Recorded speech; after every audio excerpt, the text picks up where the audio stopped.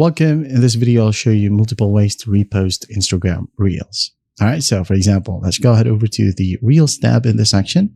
Let's go ahead and find a post that got the repost option. So just go ahead and tap on it.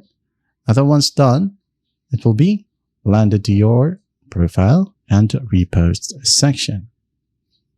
All right.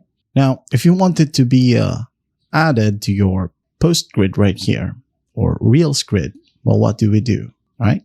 So Instagram right here doesn't have a native retweet or direct repost button for permanent feeds. Well, you must manually download and re-upload the file. If the creator has disabled downloads, well, you won't be able to download it. You'll have to use the link and use a trusted online Instagram video downloader. Okay. Also, give credits to the owner if you want to post it on your own profile. And alternatively, you have the remix feature. All right. This is an alternative way to repost.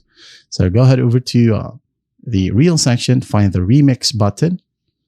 Okay. There will be some Reels right here that doesn't have one. All right. So it's pretty hard to find a post with the remix option. But if you find one, when you go ahead and tap on the two lines, find remix, tap on it, and choose whether you want your video to appear with the original video, which is a side-by-side, or after the original video. So record your clip or upload a blank screen, and then tap next to share it.